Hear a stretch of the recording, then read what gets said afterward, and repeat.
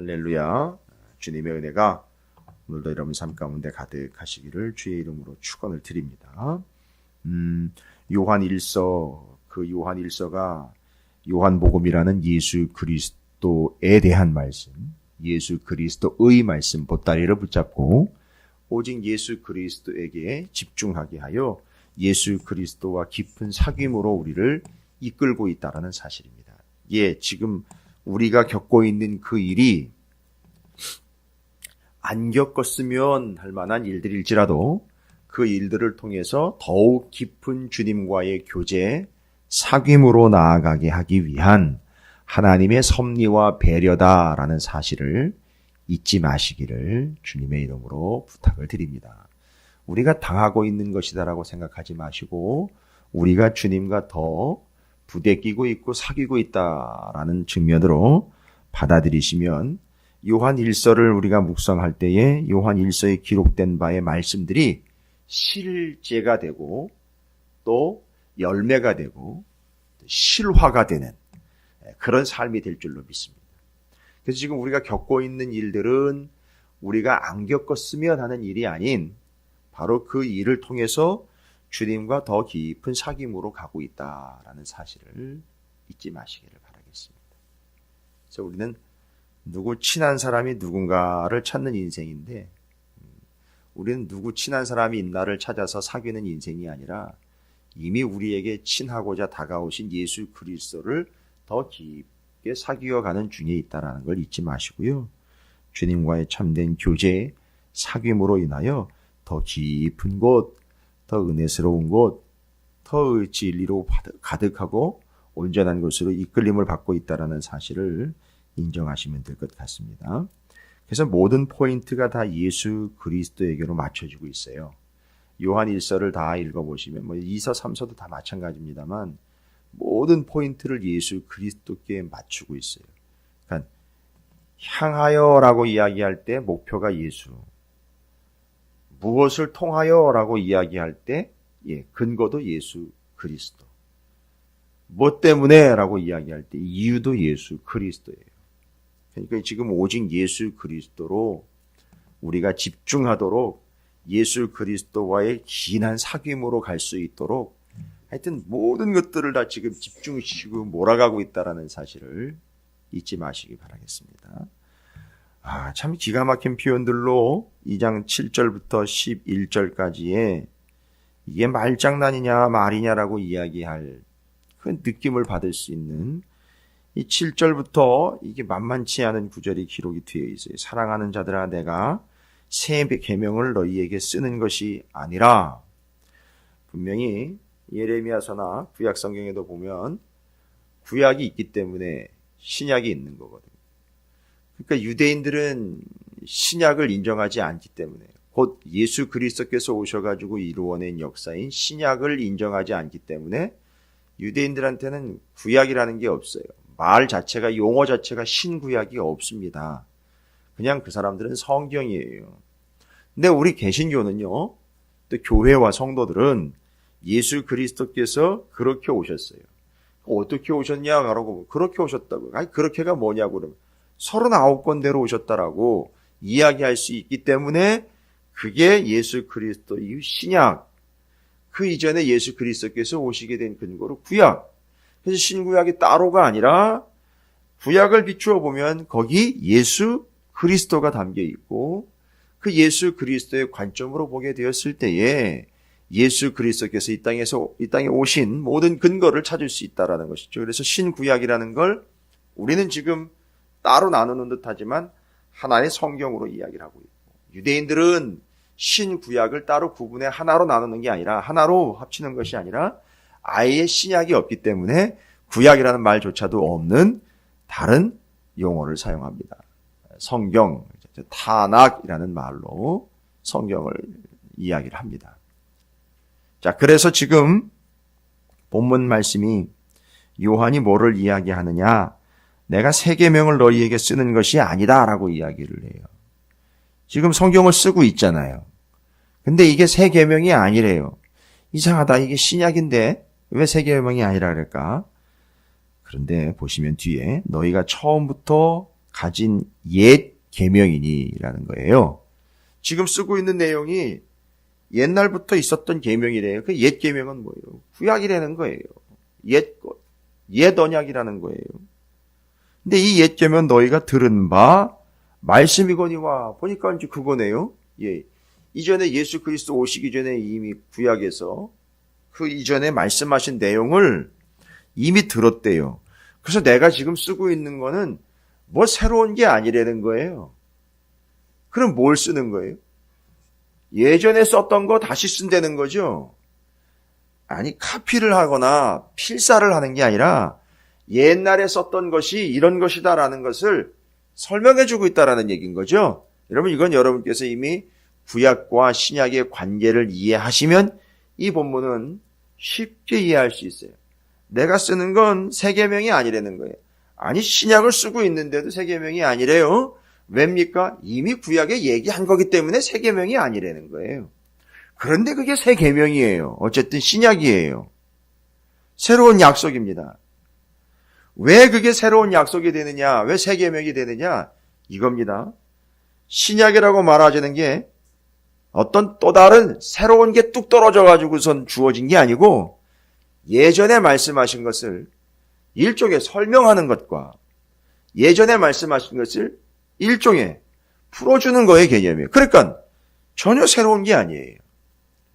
그런데 개념은 새롭대요.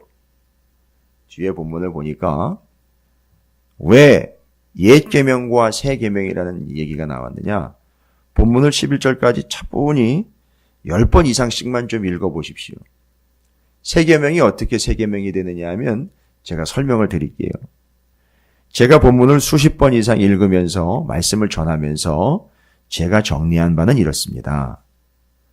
여기서 설명하고 있는 옛 계명과 새 계명은 무슨 차이가 있느냐 하면 차이가 있는 게 아니에요. 똑같다는 거예요. 다르다는 게 아니에요. 근데 왜 옛 계명, 새 계명을 얘기하느냐? 이런 모양이에요. 옛 계명이 있잖아요. 여러분이 쉽게 이야기하시는 구약, 예수님 오시기 전에 이미 예언한 말씀들 다 이야기하자고요. 그게 옛 계명이라고 이야기를 해요. 근데 새 계명이 새롭게 무언가 주어진 게 아니라 새 계명이 어떻게 등장을 하느냐 하면 등장이요? 등장이라는 말도 좀 아쉽긴 하지만 어떻게 새 계명이 되느냐 하면 옛 계명에 구약으로 얘기를 할게요. 우리가 이야기하시기 구약에 뭐가 비추어지면 이게 새 언약이 되느냐 하면 빛이 비추어지면 새 언약이 되는 거예요. 여러분 우리가 죄송해요. 제가 예를 들자면 제가 어제 이제 사택이 이사를 했잖아요. 이사를 하면서 이렇게 예전에 살았던 사람들과 지금 저희가 이제 새로 살아야 되는데 아니 이사를 하려고 이렇게 물건들을 정리를 하다 보니까 창가나 빛에 많이 노출됐던 것들을 우리는 뭐라고 표현하면 빛이 바랬다라고 얘기를 해요. 빛이 바랬다. 무슨 얘기냐면 빛이 계속 비춰지니까 오히려 이 빛은 비추어지는데 물건은 빛이 사라진다는 걸 이야기를 해요. 왜냐하면 원약의 태양이 열도 있고 자외선도 있고 이게 능력과 에너지를 가지고 있는 개념이라 이 빛깔이 흐리멍텅해지거나 갈라진다거나 낡아지게 돼 있어요. 이것 자체가 물건이 비춰지게 되면. 그런데 이 본문은 뭐를 이야기하느냐면 옛 계명인 구약에 뭐가 비춰지니까 빛이 비추어지니까 이게 새로운 게 탄생을 하는 게 아니라 구약이 신약이 되어버리는 거예요. 그러니까 옛 계명에 빛이 비추어지니까 새 계명이 되어버린다는 거예요. 그러니까 여러분 이해가 이제 되실 거라고 믿습니다. 옛 계명이 따로 있고 새 계명이 새롭게 이렇게 옛다 새 계명이다 해가지고 새로운 것 뭐를 주어준 게 아니라 이미 옛 계명이 있었어요. 그래서 7절에 내가 새 계명을 너희에게 쓰는 것이 아니라 너희가 처음부터 가진 옛 계명이다 이렇게 얘기한 게 그거예요. 이미 옛날에 말씀하신 구약 그거 얘기하는 거다. 내가 지금 새 계명 쓰는 게 아니라는 거예요. 근데 이게 새 계명이에요. 왜냐하면 거기에 빛이 비춰지니까 이게 새 계명이 되는 거예요. 그럼 여러분 빛이 뭡니까? 앞에서 다 얘기했잖아요. 말씀으로 오신 분, 빛으로 오신 분, 예수 그리스도예요. 그러면 잘 보십시오. 우리가 신구약을 따로 나누어서 이야기하는 건 사실적으로다가 구약 39권, 신약 27권으로 66권이 나누어져 있지만 생각을 해보십시오. 27권은 어디서 새롭게 뚝 떨어진 게 아니잖아요. 구약에서 말한 예수에 대한 것들로 27권이 정리가 되어 있는 거잖아요. 그러니까 어떻게 보면 신구약은 하나잖아요. 따로따로가 아니잖아요. 그럼 뭡니까? 옛 계명에 빛이 비추어지니까 이게 새 계명이 됐다는 거예요. 두 개가 따로가 아니라 완전해지고 온전해지는 거죠. 근데 이 빛은 예수 그리스도야 되는 거죠. 그러면 구약 39권을 어떻게 읽었다는 거죠? 예수 그리스도의 관점으로 읽었다는 거예요. 예수 그리스도를 목적으로 읽은 거예요. 아, 구약의 빛이신 예수 그리스도께 비춰지니 그게 신약이 된 거예요. 이 개념을 이해하시길 바랍니다. 그래서 7절에 그런 얘기를 한 거예요. 그러니까 지금 옛 계명의 빛이 곧 예수 그리스도가 비추어지는 현상처럼 보여지는 거예요. 그런데 옛 계명 구약을 어떻게 읽는다? 예수 그리스도를 근거로 읽는 거예요. 그럼 잘 보십시오. 와, 39권을 읽으니까 다 예수에 대한 말씀이에요. 됐습니까? 이건 동의하시라고 했습니다. 구약 39권 읽어보니까 구약의 옛날 이야기에 따로 또 가치가 아니라 구약이 이야기하고 있는 옛 계명이 곧 예수 그리스도에 대한 이야기예요. 그걸 예수 그리스도의 관점으로 봤다 그럴 때 예수 그리스도라는 빛으로 비추어진 거나 마찬가지예요. 아니 옛 계명을 비친 예수 그리스도의 관점으로 보니까 이게 새 계명이라는 거예요. 그럼 잘 보십시오. 이게 또 왜 새 계명이 되느냐 하면 옛날에는 어떻게 했습니까? 맞아요. 옛날에는 이게 율법이야 라고 뭐라고 했어요? 지켜야 돼 하면서 시키니까 했단 말이에요. 근데 이제는요. 거기서 예수 그리스도께서 의미를 담고 있고 예수 그리스도께서 근거가 되었으니까 이제 예수 그리스도를 믿는 자들은 이 계명을 보면서 시키니까 내가 하는 개념이 아니라 바로 이게 예수로구나라는 것이 빗대어 깨달아지니까 이제는 구원받은 자답게 이 계명의 말씀을 옛날처럼 시켜서 하질 않고 맞아요. 은혜가 되어서 하는 거예요. 그래서 제가 이미 말씀드렸죠. 이렇게 지키는 걸 시켜서 지키는 게 아니라 말씀을 보니까 이게 예수에 대한 말씀이에요. 그리고 그 말씀이 내게 이루어진 말씀이에요. 그게 새 계명이 된 거예요. 그런데 새 계명은 따로 뚝 떨어진 게 아니라 옛 계명에 비치신 예수가 비춰지니 예수의 관점으로 보니까 야 이게 예수님이었구나. 이게 예수에 대한 이야기였구나. 이게 근거가 바로 예수 그리스도를 두고 한 말씀이구나. 근데 지금 그 말씀을 읽는 나는요. 그 예수를 믿는 사람이에요. 왜 믿습니까? 뭐 때문에 믿습니까? 믿음이 뭡니까? 내가 예수를 믿음으로 구원을 얻게 된 거예요. 거기 있는 걸 어떤 걸 내가 행해서 구원을 얻게 된 게 아니라 거기 기록된 바인 그 예수 그리스도를 내가 읽다 보니까 보다 보니까 그 예수를 믿게 된 거죠. 그 믿으니까 내가 구원을 얻은 거예요.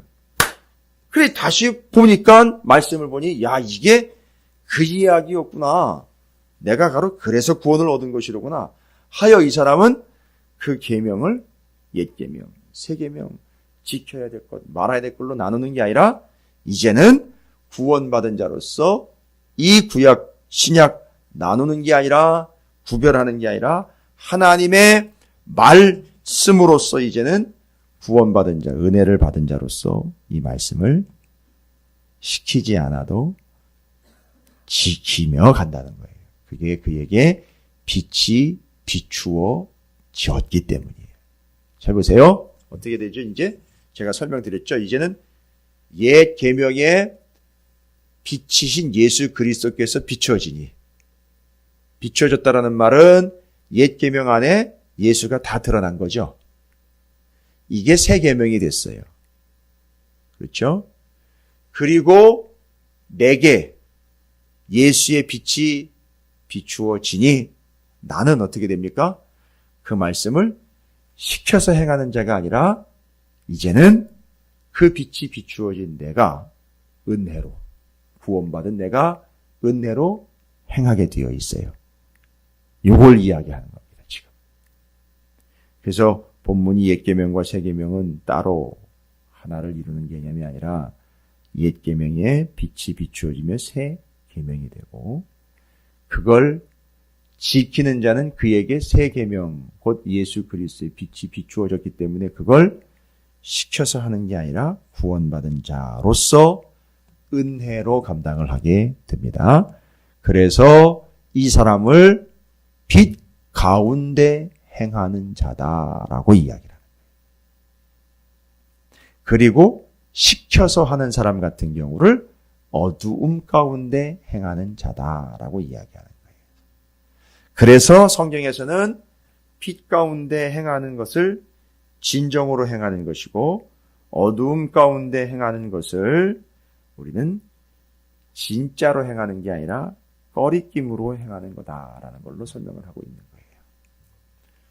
그래서 지금 본문이 그걸 설명합니다. 그럼 8절, 이제 7절은 야 내가 새 계명 쓰는데 이건 새 계명 아니야. 옛 계명이야. 무슨 얘기냐? 이게 신약인데 옛 계명에 예수 그리스도께 빛이 비추어진, 예수 그리스도라는 빛이 비추어지니 말하자면 예수 그리스도의 관점으로 보니까 죄다 예수에 대한 기록이 되는 거죠. 그래서 뒤로 갑니다. 다시 내가 너희에게 새 계명을 쓰노니 그에게와 너희에게도 참된 것이라.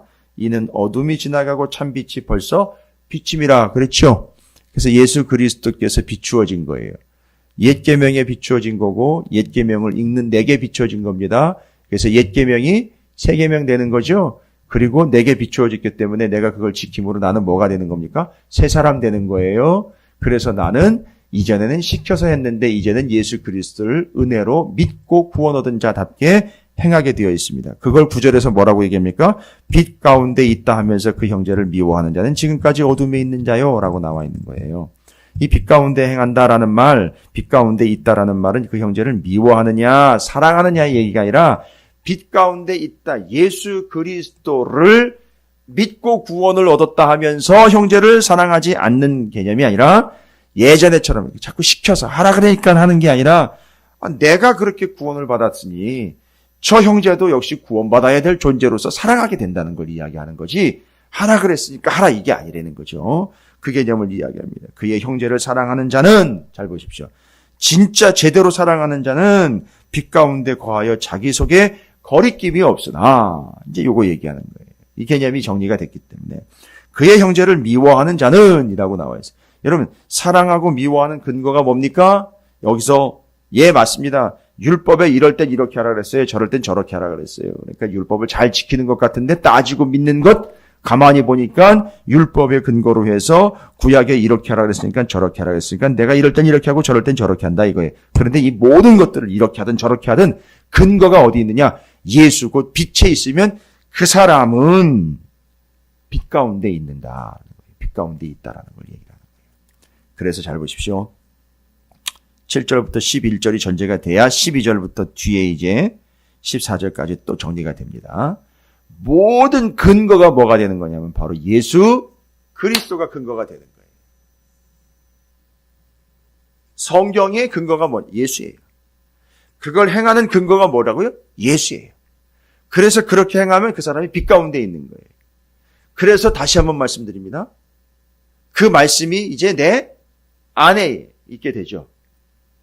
그 말씀이 곧 내 안에 있어 말씀을 따라 행하게 되죠. 이거 어제 얘기 드린 거죠. 그리고 내가 그 안에 있다라는 건 그 아래에 있다라는 거죠. 말씀 아래에 있기 때문에 그 말씀에 인도와 지시와 지도를 받게 되어 있죠. 그래서 따라 행하는 거예요. 그래서 둘 다 결론은 뭐예요? 말씀대로 행하는 겁니다. 그런데 그 말씀이 바로 빛이신 예수 그리스도라는 거예요. 그래서 그 말씀을 계속해서 진리로 사귐이 있는 사람들은 말씀대로 사는데 그걸 빛 가운데 거하는 것이다 라고 이야기를 하고 있어요. 근데 오늘 본문에 와보니까 그 말씀이요, 옛 계명, 새 계명, 구약, 신약으로 이야기하는 게 아니라 그 말씀이 곧 예수 그리스도에 관하여 예수 그리스도와 함께 전한 바 된 말씀이라는 거죠. 그게 빛 가운데 어둠이 아닌 빛 가운데 거하고 있는 삶이다라는 걸 말씀으로 이야기해 주고 있습니다. 그래서 우리가 삶을 지키고 말씀을 지키는 이유는 근거는 예수다라는 것이죠. 구약이 신약이 근거는 다 예수 그리스도다라는 거예요.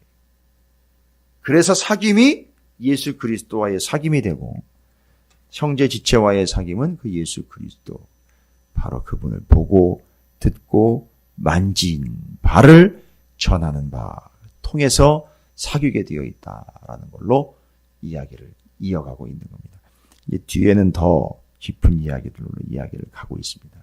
따라서 이제 모든 근거가 예수 그리스도시요 바로 예수 그리스도께서 말씀이시며 빛으로 오셨다. 말씀을 붙잡고 있는 게 빛 가운데 있는 것이다. 그게 비추어짐으로 옛 계명이 새 계명이다. 그럼 잘 보십시오. 이제 새 사람 얘기 다 했잖아요. 새 일 얘기했잖아요. 새로운 것 얘기했잖아요. 근데 이 세상에는 해 아래 새 것 없다 그랬잖아요. 이제 의미를 아시겠습니까? 거기에 뭐가 근거가 되면은요? 예수가 근거가 되면 그게 새라는 말이 붙는 거예요. 새 일은요. 신년이 와서 하는 일이 새 일이 아니라 새 일은 예수 그리스도를 위한 일이고 예수 그리스도 때문에 행하는 일이 새 일이에요. 그래서 새라는 말은 new라는 말은 새로운 뭔가가 뚝 떨어지는 게 아니라 있는 것에 예수가 비춰지는 거예요. 이제 정리 끝냅니다. 모든 것에 예수가 근거가 되면 그게 바로 새로운 것이 된다는 거예요. 그리고 우리는 새 사람이라고 이야기하는 우리가 가지고 있는 오해 다 해결되는 거예요. 새 사람은 변화된 존재라는 걸로는 부족하죠. 예수의 사람이에요. 그 사람이 사는 이유가 뭐죠? 지금까지는 자기를 위해 살았어요. 그런데 예수를 믿는 것도 자기를 위해 믿었어요. 그런데 모든 목적과 근거와 이유가 뭐가 된다? 예수가 된다라고 할 때 그게 새 일, 새 존재, 새로운 사업, 새로운 건강, 새로운 기업, 새로운 아이템, 새로운 날, 새 해 되는 거예요. 그래서 우리가 송구영신 신년 때 새 일에 대한 개념을 한번 나눈 적이 있죠.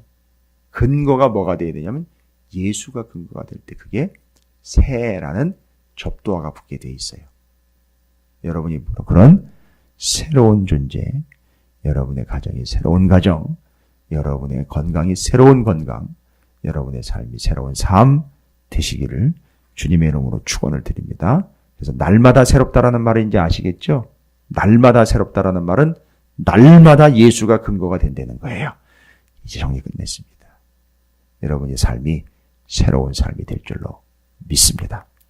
빛 가운데 거하는 삶이 될 줄로 믿습니다. 예, 오늘도 새로운 날, 새 날이 여러분에게 새 일로 역사하는 복된 날이 될 줄로 믿고 오늘 말씀을 기억하시면서 모든 것의 근거가 되는 새로운 인생, 새 언약, 새 계명, 새 삶, 새 기업, 새 가정, 새 가족, 새 영혼, 새 건강 삼아 주시옵소서. 주의 이름을 한번 부르시고 함께 기도함으로 새 날을 시작하도록 하겠습니다. 기도하겠습니다.